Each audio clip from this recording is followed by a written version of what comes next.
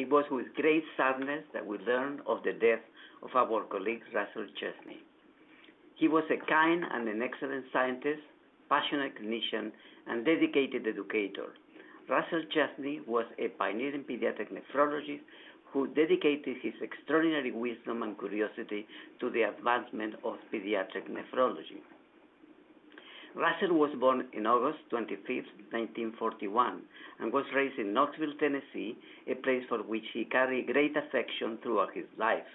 He earned his bachelor's degree from Harvard University and completed medical training at the University of Rochester.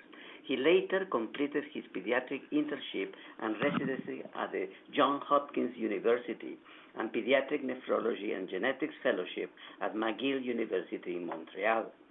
After appointments in Wisconsin and California, Russell and his wife Joan, a pediatric infectious disease expert, returned to Tennessee where he served as professor and chair of pediatrics.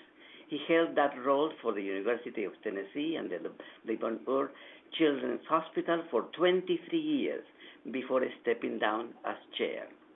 He then continued to pursue his interests, caring for children and their families while teaching and mentoring his trainees and fellows. There are a great amount of scientific accomplishment, and I can only cite a few of them, include the understanding of vitamin D metabolism in children, the first to use calcitriol to treat metabolic bone disease in children with chronic kidney disease, delineation of the molecular physiology of the beta amino acid transporter for taurine, chair of the steering committee of randomized intervention for children with vesicoureteral reflux, the largest ever trial of antibiotic prophylaxis in this condition. He was founding PI and member of the Pediatric Pharmacology Research Unit Network for 12 years. Dr. Chesney loved life and was eclectic in his interests. This included research into rickets in polar bears, cubs kept in captivity in zoos. His research interest in vitamin D and taurine brought him to solving this deadly problem for polar bears. Dr. Chesney researched polar bears in captivity and discovered they were missing the essential element taurine, a key amino acid for the conjugation of a bile acid that is unique to bears. Taurine deficiency resulted in malabsorption and vitamin D deficiency in rickets. Dr. Chesney has been extraordinarily prolific researcher and medical writer. I think the numbers speak by themselves, authoring 365 original articles, 181 books and book chapters. He was in this conference circle, visiting professor 107 times. We estimated that he had an average of one scholarly output every 3 weeks for 45 years. He was a born leader, and as such, he was president of the American Society of Pediatric Nephrology, Society for Pediatric Research, chairman of the Council of Pediatric Education, and of the American Board of Pediatrics, president of the Association of Medical School Pediatric Department Chairs, chair and board of directors of the American Board of Pediatrics, and president of the American Pediatric Society. During his lifetime, he received numerous prestigious awards, including the Founder Award, Lifetime Achievement in Pediatric Research, the Joseph St. James in Leadership Awards by the Federation of Pediatric Organizations, the Henry Bartlett Award given by the American Academy of Pediatrics, the Founders Award given by the American Society of Pediatric Nephrology, and he has the highest honor given by the American Pediatric Society, the John Holler Award. Beyond this award, Russ will remain an inspiring figure to us as an extraordinary science who transformed our understanding of pediatric kidney disease and its treatment. We will also remember him as a dedicated mentor and endearing friend who will continue to be inspired by the values he instilled in his colleagues, including sincerity, thoughtfulness, and scientific rigor. Russ had a delightful sense of humor, and nurturing soul who left an enduring legacy in his field. In addition to his wife, Joan, he left us behind 3 children and 2 grandchildren. We will certainly miss him. On a personal note, 2 weeks before his death, I have a long conversation with Russ on the need to bridge the gap between pediatric subspecialties and pediatric clinical pharmacologists. We talk about the application of pharmacometrics and modeling for heterogeneous conditions such as acute renal injury and the treatment modalities such as renal replacement therapy. I was pleased when I contacted Victoria Norwood, the current president of the American Society of Pediatric Nephrology, to set up his lecture honoring Dr. Chesney, and she agreed with the subject matter and to invite Dr. Goldstein as the featured speaker. Dr. Stuart Goldstein is a professor of pediatrics at the University of Cincinnati and director of the Center for Acute Care Nephrology at Cincinnati Children's Hospital. He received his MD from Columbia University. He has published extensively in the area of pediatric acute kidney injury, from epidemiology to translational work, assessing novel acute kidney injury biomarkers in the critical ill population. He is also principal investigator and founder of the Prospective Pediatric Acute Kidney Injury Research Group, a 43-center international research network under the direction of the Center at Cincinnati Children's. Dr. Goldstein was an active member of the BPCA Nephrology Working Group. It is indeed a great pleasure for me to welcome Dr. Goldstein. Stuart, please take over.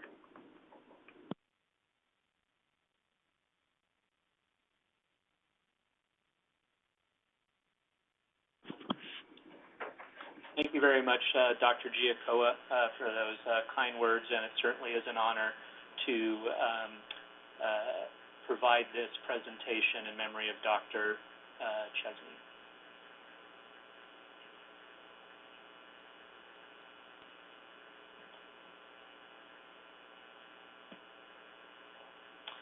Here are my disclosures, none of which will have any relevance to the topic of this presentation. I would also like to acknowledge Dr. Jordan Simmons and Dr. Michael Zappatelli, also leaders in the field of pediatric acute kidney injury, who have provided a number of these slides for the presentation. Today, I would like to review the causes and outcomes of acute kidney injury in children.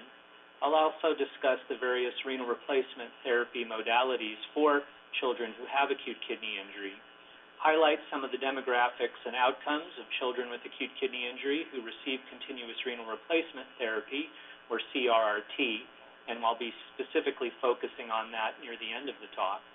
Review the mechanisms for solute removal in CRRT, discuss the potential effect of CRRT on medication clearance, and provide some insights and recent work that we've performed using an in silico model for CRRT medication clearance with in vivo validation.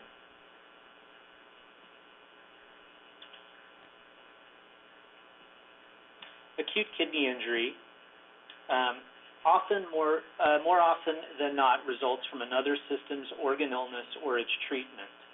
And this has hampered the ability for us to make inroads into the improvement for outcomes of children with acute kidney injury because it's not a primary kidney illness.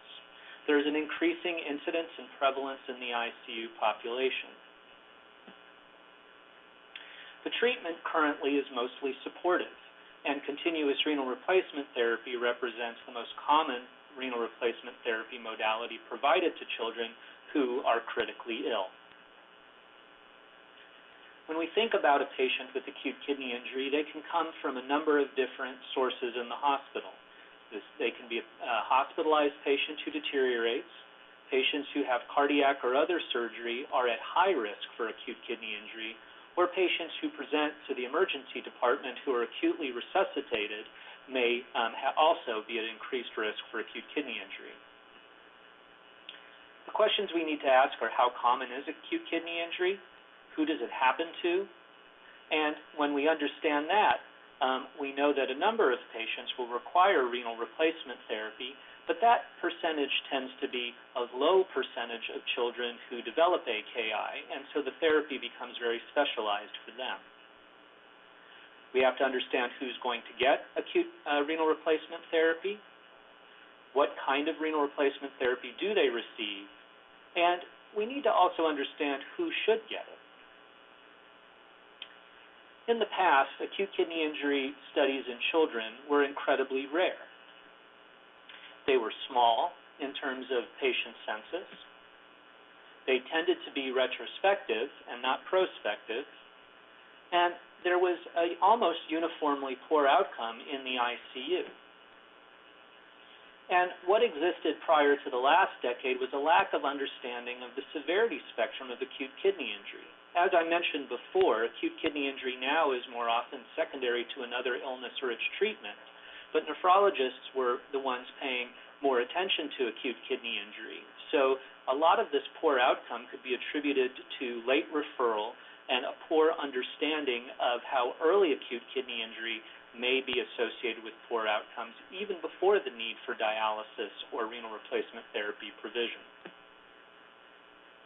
In fact, pediatric acute renal replacement therapy is not easy.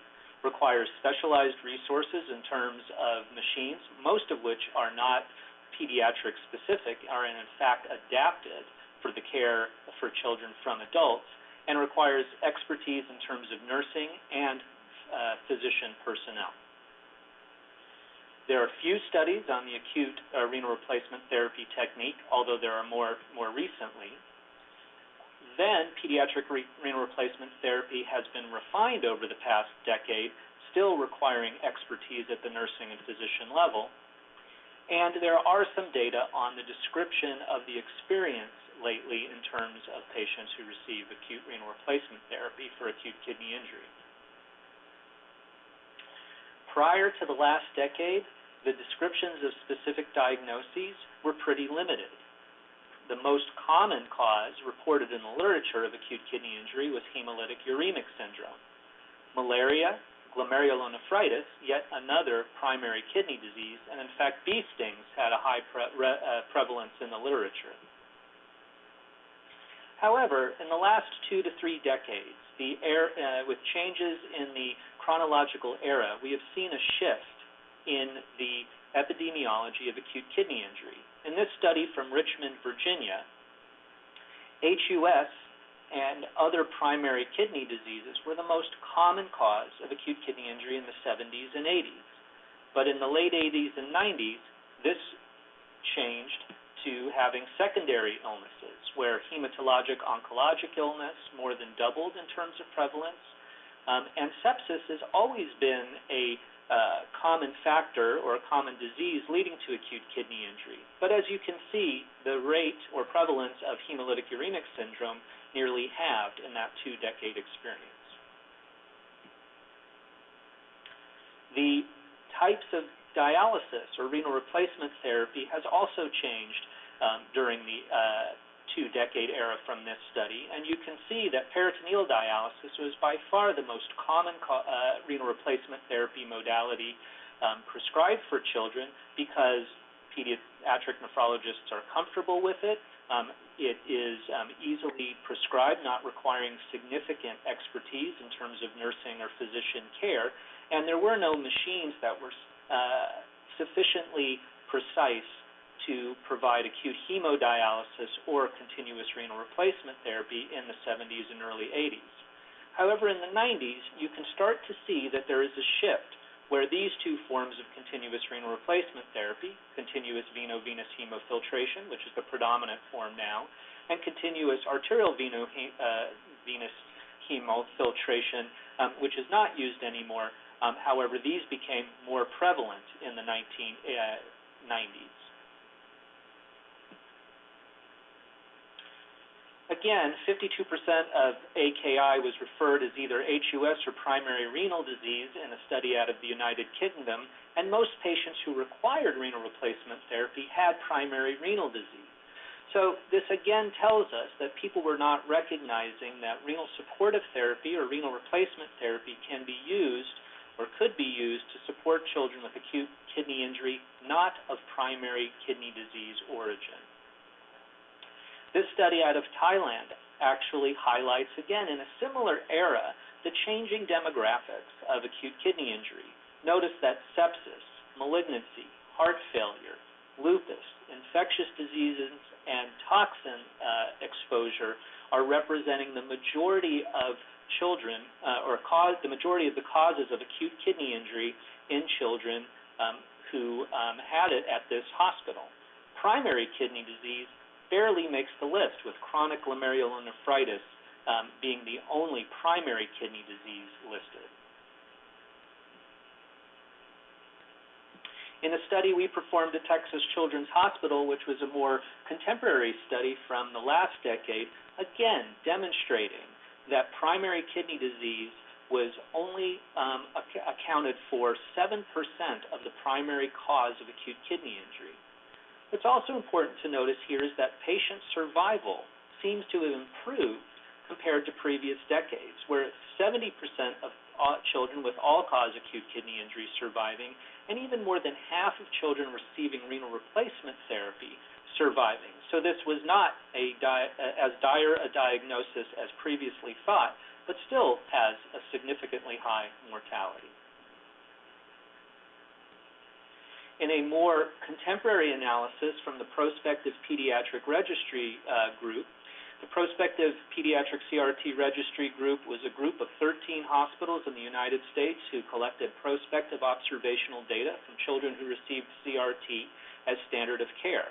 And you can see again, renal disease only accounts for about 8% of acute kidney injury in the most critically ill children receiving the most common supportive form of renal replacement therapy in the developed world. Sepsis, bone marrow transplant, heart transplant, liver transplant, etc. These other primary organ illnesses and their sequelae are leading to the acute kidney injury and the need for renal replacement therapy in children. And in fact, when we look all over the world, in the last 10 years, there is an abundance of pediatric renal replacement therapy studies and acute kidney injury studies. Acute kidney injury occurs on every continent and in every country, and is now highlighted as an important health, economic, and health burden disease, where the International Society of Nephrology has embarked on an ambitious initiative, the 0 by 25 initiative, to reduce all avoidable acute kidney injury around the world to 0% by the year 2025. This initiative includes both children and adults. So what are the characteristics and patterns of acute kidney injury in children? Again, AKI due to other causes much more commonly than other primary kidney disease. In developing countries, there may be more primary renal disease like malaria and hemolytic uremic syndrome, but other secondary causes are now emerging with the advancement in healthcare support in those regions of the world. The top hits are acute tubular necrosis, hypovolemia, sepsis, nephrotoxic medications, especially when we look at it. And many people assume that nephrotoxic medication-associated AKI is a necessary evil of the care in providing care for critically ill patients, but it may not be so. Hematologic, oncologic, and cardiac surgery-associated AKI are prevalent as well. The majority of these patients have multi-organ dysfunction, and therefore we have to understand acute kidney injury in the context of these other organ dysfunctions and how AKI and fluid overload may impact these organs' functions. The other issue in children, especially in the ICU, compared to adults, is that acute kidney injury occurs very early. As you can see from this study, also from Texas Children's Hospital, the majority of acute kidney injury is observed within 3 days of ICU admission. Therefore, if we think about early treatment, and early treatment which encompasses early renal replacement therapy, we have to understand that that early provision of renal replacement therapy will impact the outcomes of children that we're treating, and more importantly, may affect the medication distribution and removal and exposure to children who receive early renal replacement therapy. So the outcome associations that have been repeatedly demonstrated in the past 5 years is that acute kidney injury itself is independently associated with mortality in the ICU, length of stay in the ICU, and duration of mechanical ventilation in the ICU. And these are at levels of changes in kidney function that are not as high as required to start chronic renal replacement therapy. Small rises in creatinine, stage 1, which means a 50% rise in creatinine, stage 2, which is a doubling of creatinine, and stage 3, which is a tripling of creatinine, or prolonged oliguria, are independently associated with death. These patients do not have significant uremia, hyperkalemia, or acidosis at stage 1 or stage 2. Yet these small changes are independently associated with mortality. So the impetus for us is to start what we can do, which is renal replacement therapy, earlier for these patients to hopefully improve their outcomes. Again, earlier provision of renal replacement therapy requires our attention to the effect of this provision on medication distribution. Again, it's hard to know if it's really independent of severity of illness, but the data seem to suggest that that is the case. So, in the past, only severe AKI requiring renal replacement therapy was considered to be of serious significance. Currently, we understand that acute kidney injury is a spectrum of disease, with worse AKI being more significant, but even low grades of AKI being associated with poor outcome. AKI itself is a marker of disease severity in the past, but now we know AKI is more likely and worse with increasing illness severity. In the past, just frankly, we used to think that people died with AKI, that it was a necessary evil and not because of AKI. And we now know that AKI itself is an independent contributor to poor outcome. So what goes wrong in patients with acute kidney injury? Well, the kidneys are not able to excrete urine. They become volume overloaded. That can lead to pulmonary edema, tissue edema, and organ dysfunction and congestive heart failure. These patients can develop hypertension if they don't have septic shock, and we have to think about managing their blood pressure in the context of the phase of their illness. They also develop metabolic issues, which are well known to many of us: hyperkalemia, metabolic acidosis, hyperphosphatemia, hyponatremia, and uremic syndromes with pericarditis and acute inflammation. But again, I would mention that the chemical imbalances that we used to see from the late waiting to provide renal replacement therapy late are really not seen so much anymore if we are thinking about the patient proactively and we don't let them get to these severe metabolic disturbances.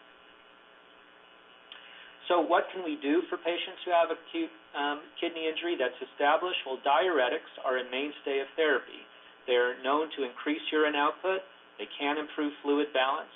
And if they do so to a sufficient extent, permit delivery of fluid to the patient, including nutrition, blood products, and medications, and they may augment the loss of potassium.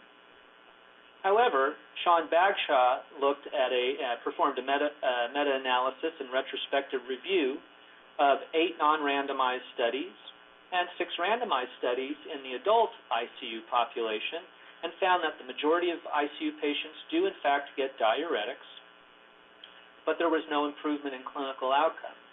This shouldn't be taken to say that we shouldn't try a trial of diuretics, but if we find early that patients are not responding sufficiently to diuretic administration, meaning that they do not produce enough urine to allow for the provision of nutrition, blood products, and other medications, and the associated fluid volumes with those treatments, and if diuretics cannot create enough urine output to maintain an acceptable fluid balance, we should abandon diuretics earlier in the course and move towards renal replacement therapy.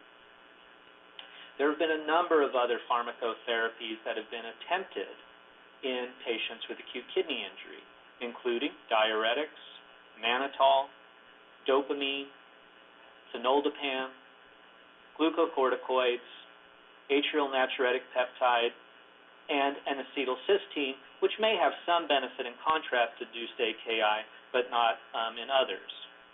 And in fact, no definitive pharmacologic therapy has shown any benefit for preventing or mitigating acute kidney injury in the overwhelming majority of studies. This may be because we've been waiting too long to attempt these therapies in the course of AKI, but that still needs to be demonstrated.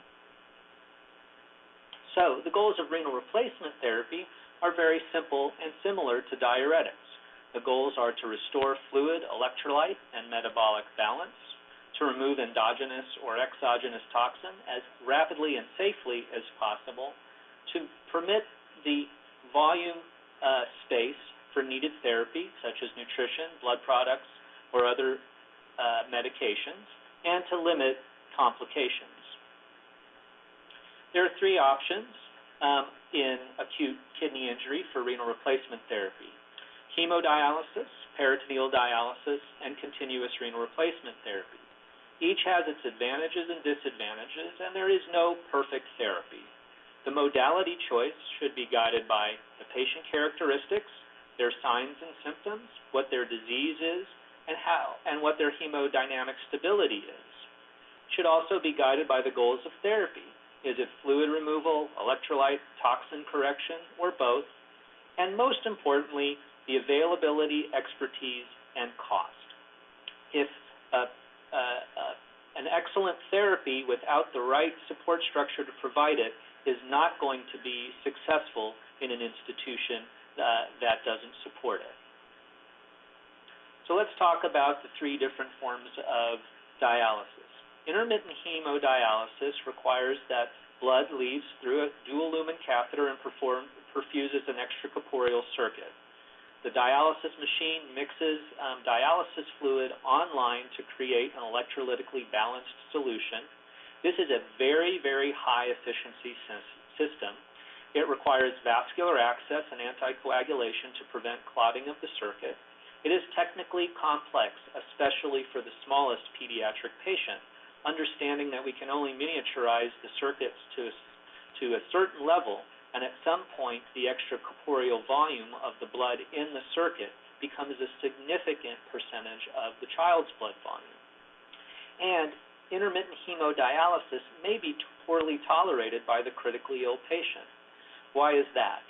Well, an intermittent hemodialysis treatment occurs over 3 to 4 hours, and we have to prescribe the amount of fluid removal or ultrafiltration that patient's going to require for the day in that 3 to 4 hour period. If a patient is hemodynamically unstable, they will not be able to tolerate that rapid fluid removal in that short period of time. So intermittent hemodialysis in an ICU is really reserved for the most clinically stable patient. As I showed you from the prospective pediatric CRRT registry group, very few of those patients are clinically stable. Peritoneal dialysis works very well, but also needs to be done continuously. In peritoneal dialysis, a sterile dialysis fluid is introduced through a peritoneal catheter a dialysis catheter into the peritoneal cavity. That fluid is allowed to sit or dwell for a period of time, usually around 45 minutes to an hour, and then that fluid is drained into an effluent collection. This procedure, dialysis filling, dwelling, and then draining, is called a cycle, and children requiring acute peritoneal dialysis for acute kidney injury require this continuously throughout the day. This is a low efficiency system, and there is the risk for infection through bacteria going into the peritoneal cavity, tunneling along the peritoneal catheter. However, in certain circumstances, especially for small infants, this may be a preferable system, for renal replacement therapy provision because PD may have sufficient efficiency in smaller kids. Continuous renal replacement therapy works very similarly to intermittent hemodialysis, but by its name is continuous. It's slow. It can be better tolerated by the ICU patient, and hour-to-hour, minute-to-minute fluid removal rates can be adjusted to account for the medications or blood products that are given, as well as nutrition that is given. And the daily fluid removal can be targeted over that 24 hours.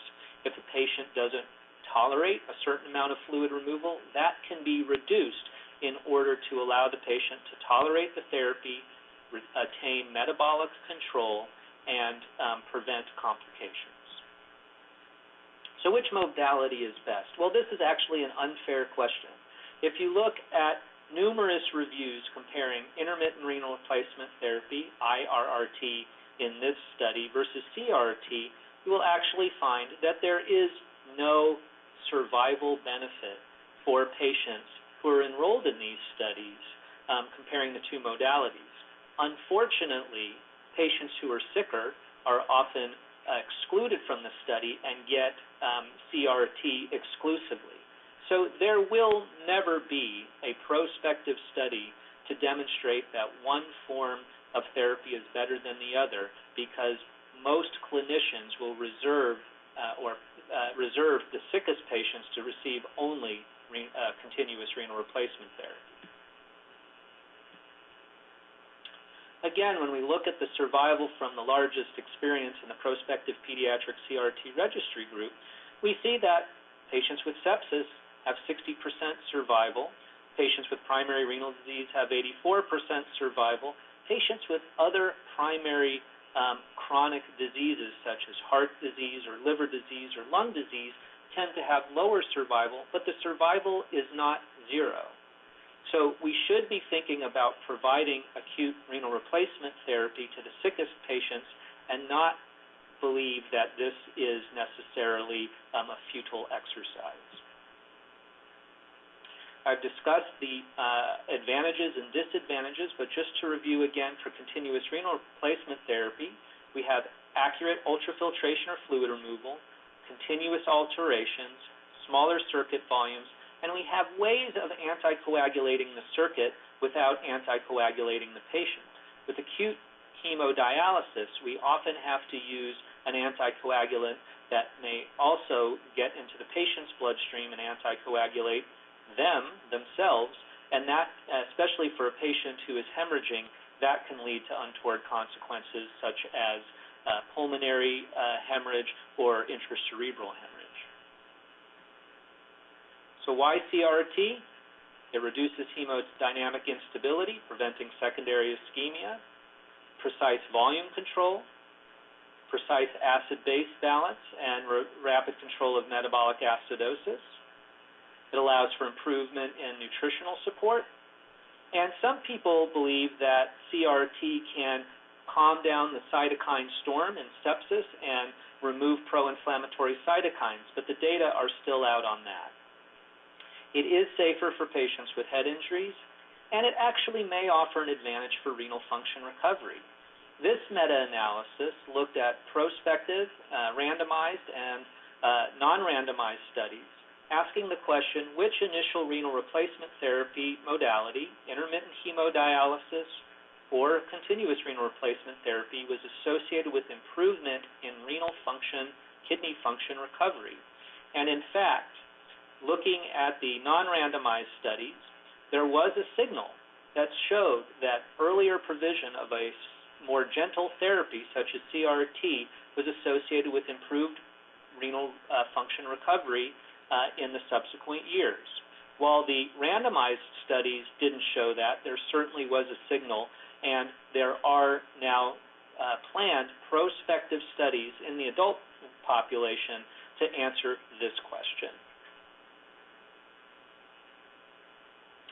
How does CRRT, or any dialytic modality for that matter, affect molecules and drugs? There are two basic components. Diffusion is a solute transport across a semipermeable membrane where molecules move from a higher concentration to an area of lower concentration. Convection is a process where solutes are pushed through this membrane along with the solvent in response to a positive membrane pressure. The reason this is important is that diffusion and convection have similar removal of small molecules that are not highly protein bound. However, convection is less dependent on molecular size, and convection will create a greater movement of molecules of larger size. And when we talk about molecules of larger size, we're talking about molecules with a molecular weight of greater than about 5,000 Daltons. Some drugs fall into that classification, and so depending on the modality of clearance that is prescribed, we have to think about how that may affect molecular clearance. We also need to understand the different terminologies that describe the various modalities of continuous renal replacement therapy. We have our patient here, and we have the extracorporeal circuit with blood going in and out of the circuit. If we just remove fluid, and that's called ultrafiltration or UF, that terminology is slow continuous ultrafiltration or SCUF. There is very little molecular clearance that occurs with SCUF. If we add replacement fluid into the hollow fibers using a convective clearance, that is called continuous veno-venous hemofiltration. And again, understanding that CVVH or convective therapies will have a greater impact on larger molecule removal. If we run a dialysis fluid counter-current to the system and on the outside of the membranes, taking advantage of just the diffusive capacity of the dialyzer, that is termed CVVHD, continuous veno-venous hemodialysis. And finally, if we combine these therapies using both convective and diffusive clearance, that is termed continuous veno-venous hemodiafiltration. There are no data to suggest that there are any benefits to one modality or another, but some believe that having some form of convection will remove pro-inflammatory cytokines more avidly and may be associated with improved outcomes, but this has not been demonstrated in a prospective trial. So what does the survival in kids and adults with AKI and CRRT look like? Does CRRT improve outcomes compared to no CRRT? Well, that would be like asking, does a ventilator improve outcomes in patients who have acute respiratory distress syndrome compared to letting them not be ventilated? Those studies will not be done. Does the modality matter? I discussed that a little bit. We won't have evidence to show that one is better than the other. Does the intensity or the amount of dialysis matter? And I'll discuss that in a little bit. Does the severity of AKI matter? I've discussed that with you before. We should be thinking about starting a renal replacement therapy earlier in patients that we don't think are going to recover quickly from their acute kidney injury. Does the population affect outcomes? I've discussed that with you as well. Patients who have other underlying illnesses or chronic illnesses may have worse outcomes. Does the timing of dialysis matter? And I'm going to discuss this in pretty great detail. And I've already discussed renal recovery. So this study from Claudio Ronco looked at the dose of dialysis, basically how much fluid across the membrane is being passed per hour based on patient body weight, and looked at to see if there was an improvement of outcomes. And this was an adult study, randomizing patients to 20 milliliters per kilo of dialysis fluid per hour versus 35 milliliters per kilo per hour of dialysis fluid versus 45 milliliters per kilo per hour of dialysis fluid. And what you can see is Dr. Ronco observed an improved survival in patients who had higher doses of dialysis. And in patients with sepsis, the highest dose of dialysis was associated with improved survival. 2 subsequent studies randomizing patients to more intensive therapy versus conventional therapy did not end up validating these findings. So this study in the United States, called the ATN study, looked at adult patients, randomizing them based on how critically ill they were to intensive versus conventional therapy. Patients in the intensive arm, if they weren't so critically ill, received intermittent hemodialysis 6 times a week versus 3 times a week. If they became more critically ill, then they were transitioned to CRRT at higher doses in the intensive group versus lower standard doses in the non-intensive or conventional group. And what the ATN investigators found was actually no difference in 60-day survival or mortality in the intensive versus less intensive arm. Concurrently, another study looking only at CRRT, called the renal study, which was undertaken in adult patients in Australia and New Zealand, looked at CRRT doses of 25 mils per kilo per hour versus 40 mils per kilo per hour. This was only a continuous renal replacement therapy study, but also showed no difference in survival based on dialysis dose alone. But I've put the 2 graphs here for us to compare these 2 studies. And what you actually find is that in the American study, there was a 60% 60-day mortality, and in the Australian study, there was a 40% mortality, quite a different outcome. So what was the difference between these 2 studies? Well, in the American study, patients received either intermittent hemodialysis or CRRT, and they started much later, day 7, compared to the Australian study, where patients only received CRRT and they started much earlier. So this begs the question, is earlier better, and is CRRT better? Well, in pediatrics, we have been looking at earlier initiation of CRRT, not in terms of time, but in terms of fluid overload at the time of CRRT initiation. So back in 2001, we looked at a small group of patients, only 23, and we calculated the percent fluid overload at CRRT initiation. We looked at the fluid in minus the fluid out in liters divided by the ICU admit weight and multiplied by 100% at the time of CRRT initiation to determine the percent fluid overload. And what we found was kids who died were on average 35% fluid overloaded compared to kids who survived, who were on average about 16% fluid overloaded. And one could wonder, were these kids sicker, the kids who died sicker, compared to the kids who survived? And the answer was no when we looked at severity of illness scores. But this was a very small study. Since that time, multiple single-center and a multi-center study have assessed the association between fluid overload and mortality at CRRT initiation, and in fact, the data always hold true.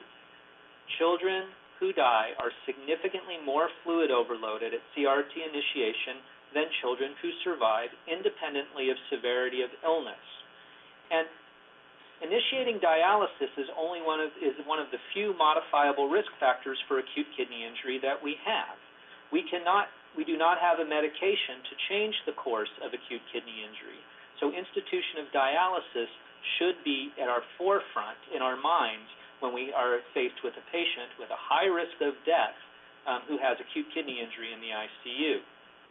This study from the prospective Pediatric CRRT registry group demonstrates this in a graded fashion.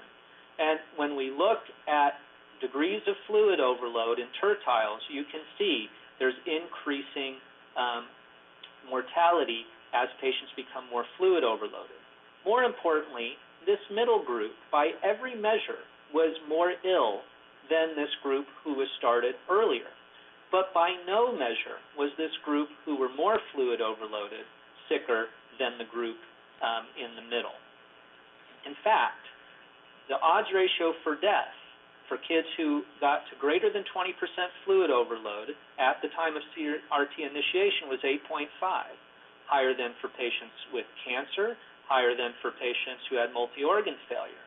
Again, we can't change if a patient has multi-organ failure or cancer, but we can change when we start CRRT. So why is this association so consistent? Maybe we're able to provide nutrition, blood products, etc. We don't need to restrict early, and we can decrease excess fluid accumulation. And maybe we prevent subtherapeutic drug dosing. If a patient is 30% fluid overloaded, and we're prescribing, for instance, meropenem to treat gram-negative sepsis, maybe we're not attaining the minimum inhibitory concentration for that Pseudomonas for meropenem if the patient is massively fluid overloaded. And so this represents a huge gap in knowledge in treating these critically ill patients. The mortality is very high for patients who receive CRRT despite all the technological advancements we have. We have no comprehensive validated data to guide dosing of most medications in patients who receive CRRT. And as you saw from the list and the epidemiology of patients who receive CRRT, they require pressors, they require antibiotics, they require chemotherapeutic agents, and for the vast majority, we have no in vivo data to help us guide these medications. We don't know how they are handled in patients with acute kidney injury and decreased renal clearance, and then we don't understand necessarily how CRRT affects that clearance. The gap in knowledge to treat these patients are generally from in vitro data, are extrapolated from stable patients with end-stage renal disease receiving intermittent hemodialysis, and there's no accounting for patient volume status, albumin concentration, residual renal function, or the components of continuous renal replacement therapy.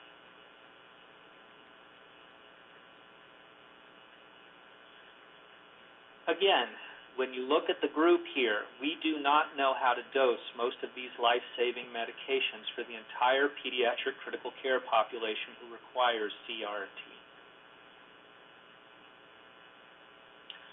So, we've been very interested in meropenem since the early 2000s because it is a ubiquitous medication used to treat critically ill patients with gram-negative sepsis. And we created a model in patients who in patients with end-stage renal disease receiving intermittent hemodialysis. And we, from this in vivo data, or these in vivo data, we were able to demonstrate that the metabolic clearance independent of extracorporeal support, and these patients had no renal clearance. So the endogenous metabolic clearance of meropenem is about 22 mils per minute per 1.73 meters squared, plus any creatinine clearance that's left, plus the amount that would be ultrafiltered during dialysis. As Dr. Giacoia mentioned, a number of years ago, the BPCA recognized that pharmacokinetics of life-saving medications in critically ill children with acute kidney injury who receive CRRT was one of the renal priorities. And the renal priorities work group, including myself, presented this gap of knowledge to the BPCA in hopes that we would raise awareness to this issue. Our short-term goals, which are work both from the work with the BPCA, PTN, POPs, and Cincinnati Children's Hospital, have been to devise highly predictive in silico drug disposition models with the goal that we will predict the area under the curve within 20% of what will be tested in a subsequent in vivo study. Validate those models in vivo to optimize dosing and provide the clinician a desired medication level and physiologic effect based on that dosing. Refine the models with in vivo PK, pharmacokinetic, and pharmacodynamic validation profiles. And so we have recently published some pilot data from Cincinnati Children's Hospital. Edward Nias is the first author on this. And what we did was, and working with Sander Vinks, who many of you know very well, is we used parameters abstracted from the literature to derive a model to estimate meropenem clearance. We used the model from the data from the prospective pediatric CRRT data set, which comprised 372 patients, and had all of the data necessary from CRRT settings, residual kidney function, patient age, and weight. And then we determined the adequate dosing regimens for meropenem using clinical trial simulations.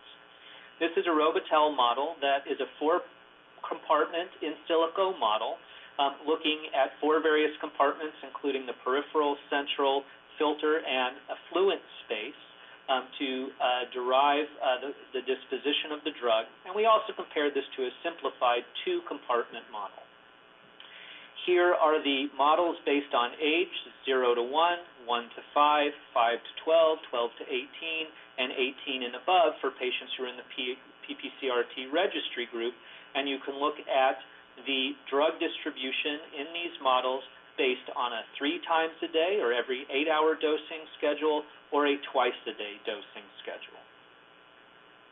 And what we found was, to our surprise, actually, was that fluid overload, the more fluid overloaded the patient was, the greater the degree of target attainment.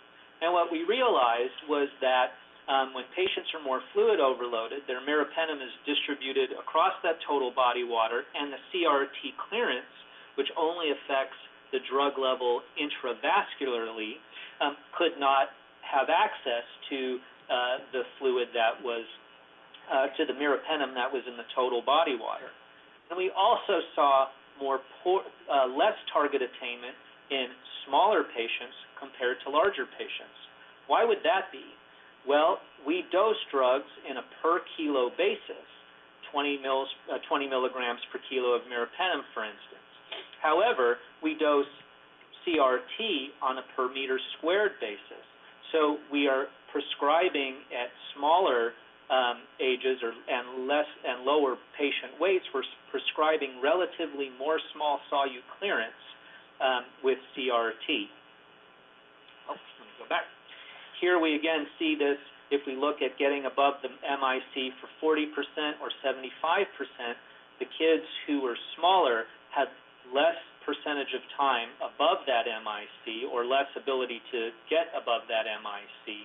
And we also demonstrated that Q8 or 3 times a day dosing was likely going to be more effective and in fact necessary for kids receiving CRRT. We then have performed an in vivo validation study. On the left, you see both a blue and a green line. The blue line is the modeled parameter from the data I just demonstrated. The green line is the in vivo sampled data, and you can see in this age group from 5 to 12, the model mirrored the in vivo validation study. So we feel very comfortable about that model. When we look at it again in the larger age group, the model also did incredibly well. There is less than a 20% difference in the AUC here. And in the smaller patient population, the model also did very well.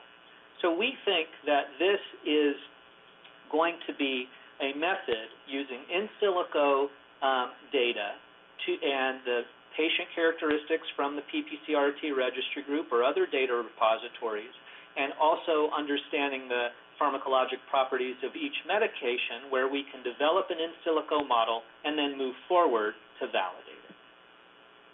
So in conclusion, patients and CRRT characteristics differ for patients with AKI receiving CRRT versus patients who have normal kidney function or even those who are stable with end-stage kidney disease.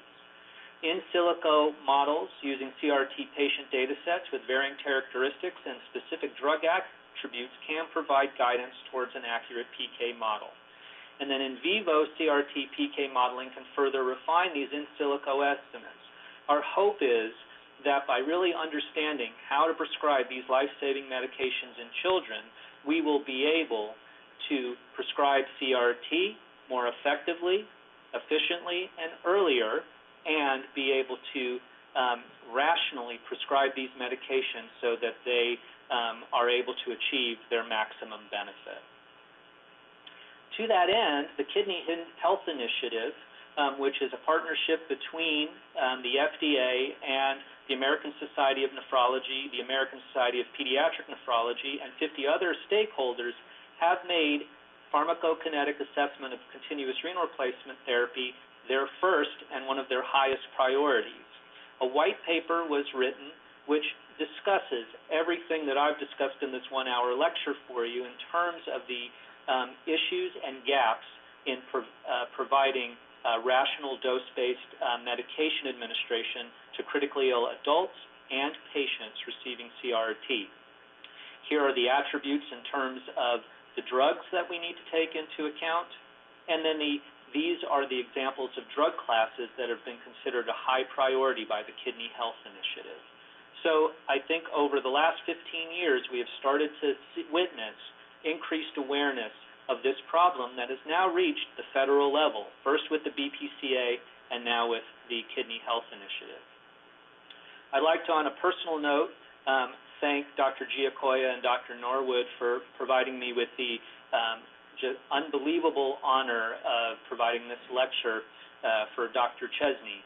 Dr. Chesney was a man when I was up at the microphone. I was always slightly terrified of when he came up to the microphone to ask me a question, because he absolutely knew the weakness in what I was proposing in terms of my scientific theories, but he was always gentle, kind, and very supportive in his encouragement to try to make it better. I know that his hand behind the scenes has enabled me to do many things in my career, and probably for almost every pediatric nephrologist who is out there. Thank you very much for this opportunity, and I'd be happy to take any questions.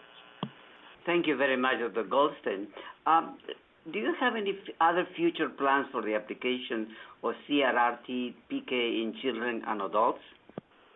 Yes, thank you, Dr. Giacoia. So, as I mentioned, CRRT PK was selected as one of the BPCA renal priorities.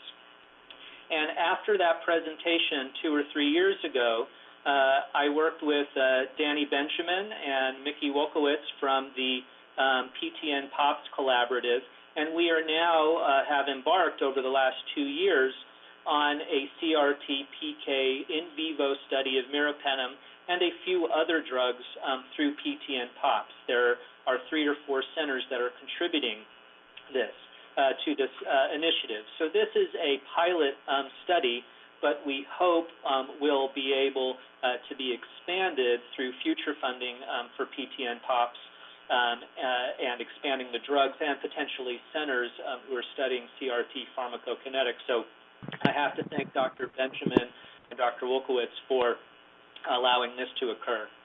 And to further build upon the Kidney Health Initiative, in association, as I mentioned, CRRT pharmacokinetics was one of their first priorities. We have the white paper that I showed you some tables from just a few minutes ago.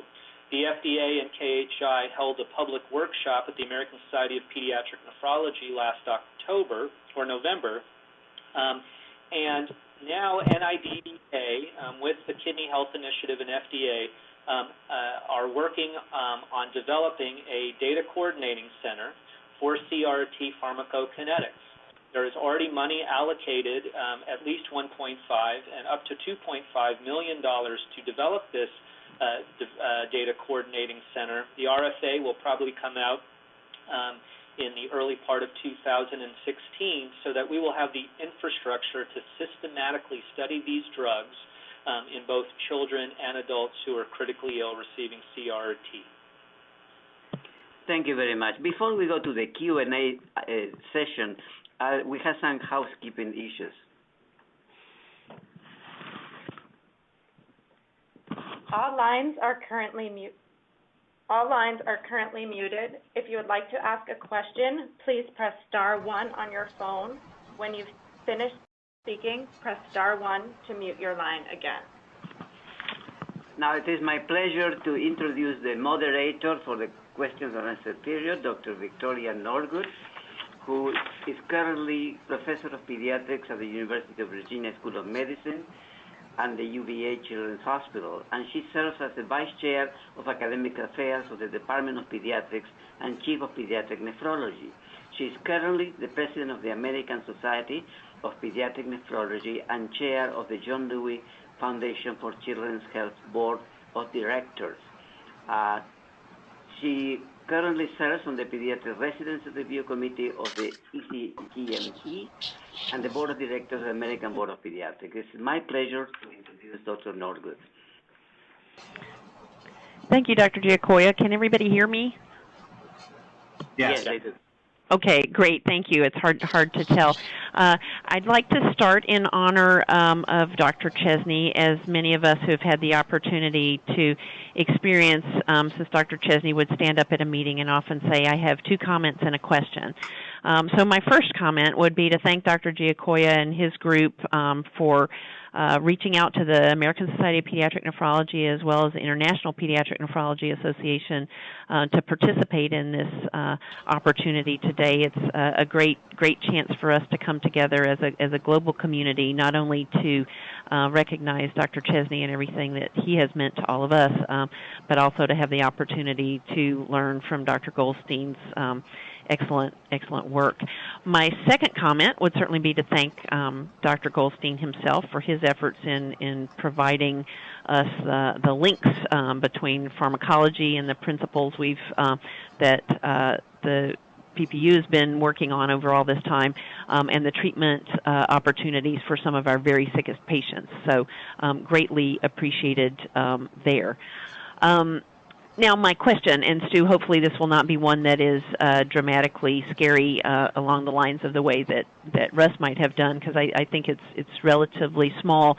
But I'd love to hear your thoughts with the future that you've outlined for us with the opportunities through KHI and these networks, of how you would suggest that each of the members on the call look forward to their first steps in participating and helping make this as broad an opportunity and representative an opportunity as it can be within the world of pediatric nephrology. That's not a hard question at all, Vicki. I think, and I appreciate it, I think that in pediatrics especially, we have to be broadly inclusive, because even big centers may only treat 30 to 40 patients a year, and they'll have varying illnesses. And this was one of the reasons to set up the prospective pediatric CRRT registry group. My ultimate hope, and of course I hope to have a say in how the data coordinating center is established, but my ultimate hope would be that we would create a virtual web-based network where anyone who wanted to participate in the pharmacokinetic analysis would be able to log into a website and say, for instance, I have a patient who is receiving ganciclovir on CRRT. Let me put in a few demographic variables. Does this medication still need to be studied in this population?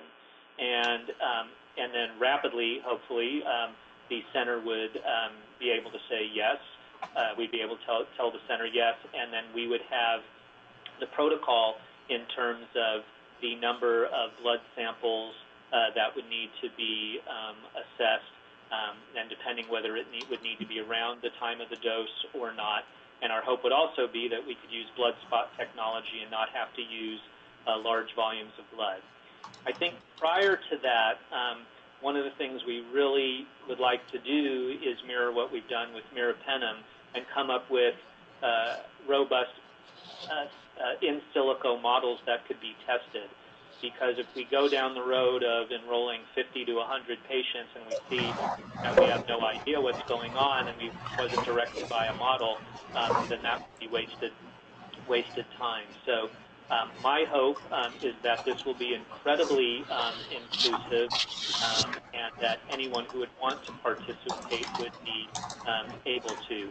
I think the other avenue, and this is really up again to the Pediatric Trials Network, is once we're able to analyze the data from meropenem, hopefully everyone will feel that this has been a fruitful exercise, and we actually can then apply these data at the bedside for dosing of medications, and that we could expand the BPCA or the PTN POPs effort. So and anyone who is a participant of PTN POPs would then potentially be eligible. Again, I'm not in charge of that initiative, and so that would need to be worked out with the group there. But I think the future is much brighter for multinational participation in these efforts.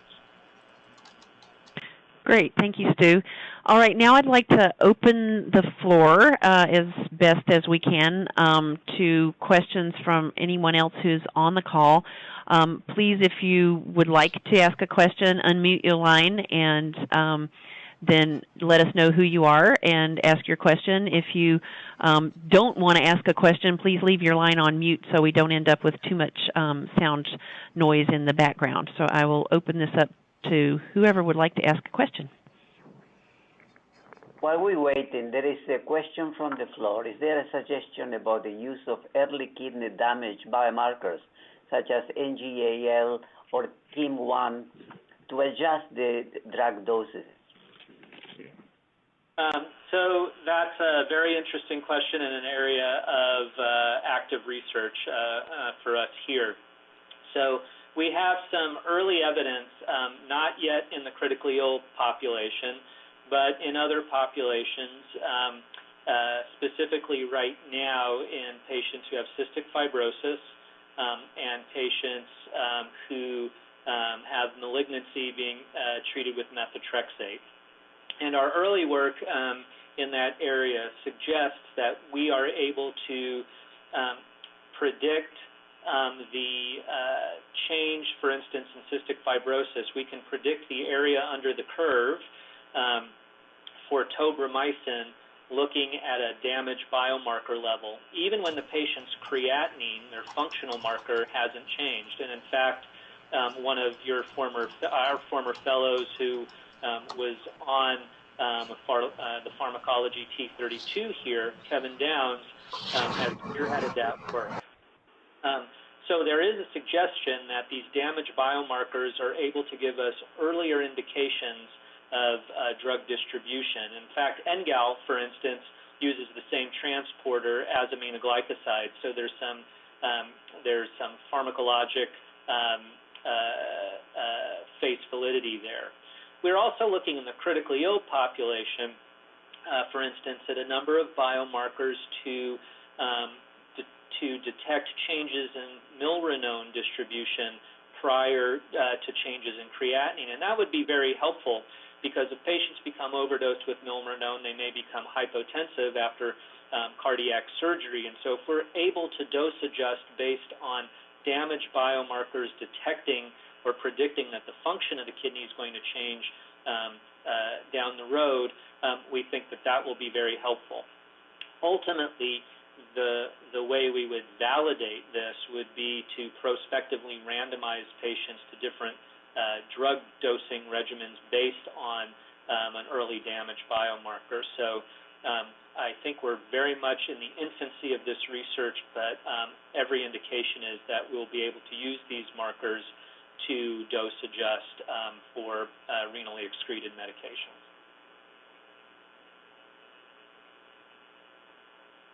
Thank you, Stu. Anyone else with a question? Yeah. Hello? Hi, Can you hear me? this is David Ashkenazi. Hi, David. Hi. Hey, Stu, this is a wonderful presentation. Appreciate all the insights and really interesting work on the in silico models. I have a couple questions.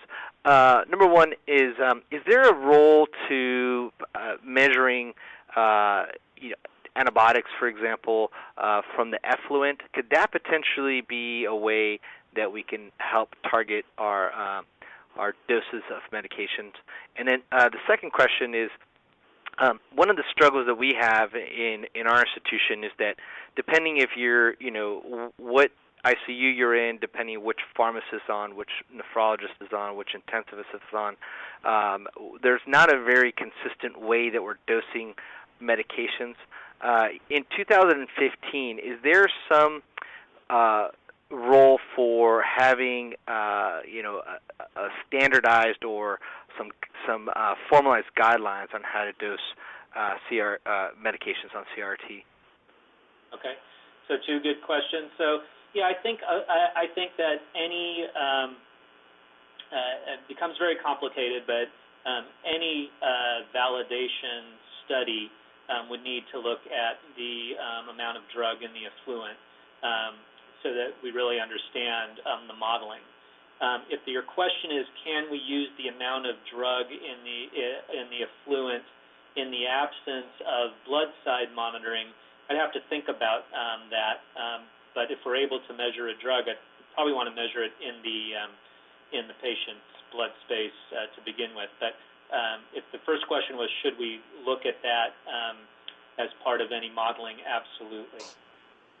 Secondly, I think that this has been the whole. Your second question really generates or was the reason that the ASPN chose pharmacokinetics of life-saving medications as a renal priority for the BPCA, and it's the reason the KHI made this. The KHI was just formed 3 years ago, and this was the first thing they chose to look at because they felt that it was so important. So the fact is, we do need to have rational dosing guidelines. There hasn't been an updated FDA guidance for many, many years, even in chronic hemodialysis, and the FDA is very aware of that, and that's why they put forward the proposal to have CRRT-PK be a first KHI initiative. I think if you refer to the paper that came out from KHI, it certainly discusses the relevant things you need to consider as a clinician, but as you know as well as I do, many of these are very crude. Protein binding, what's the size of the molecule, what's its charge, what's the patient's albumin, what's their liver function, what's the CRRT dose, and then we're really left to guess. So anything we would put out now would be expert opinion and just some sort of guidance that wouldn't be based in fact. A lot of the work Bruce Mueller has done is fantastic and gets us closer to that point in terms of looking at clearance in the lab, but even he will acknowledge it's not the same as a patient. So the studies that we're proposing, and hopefully that the NIDDK and KHI will support, and what's been going on with the PTN and PTN POPs supporting meropenem, hopefully we'll get real guidelines that are based on patient data. The ultimate goal being is that you have a clinical dashboard where you could input all of the relevant factors into a pharmacokinetic program where a pharmacist could then tell you, Dr. Ashkenazi, this is the dose of ganciclovir you need to use at this interval, and if you change your CRRT dose, this is how it's going to affect it, and if you remove fluid from the patient, this is how it's going to affect it, so that day to day you can more rationally prescribe medications. Thanks.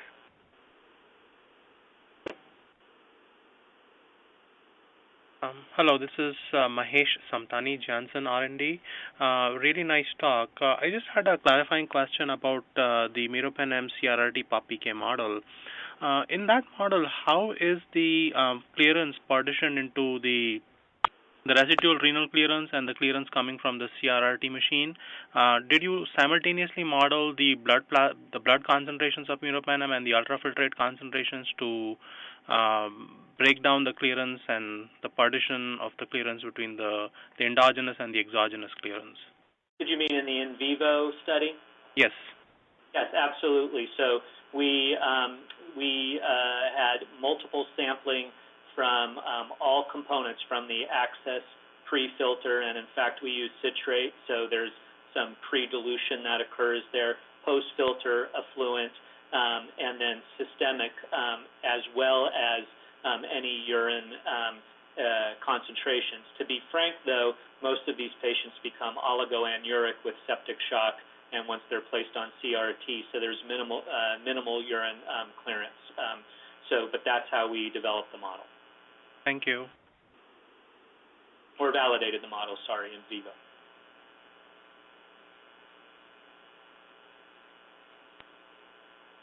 Anyone else with a question?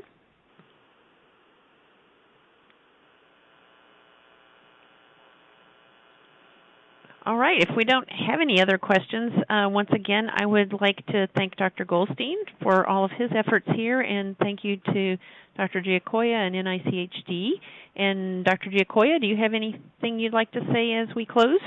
Yes, I certainly want to stress that I will keep my promise to Russ to bridge the gap between pediatric pharmacologists and subspecialties.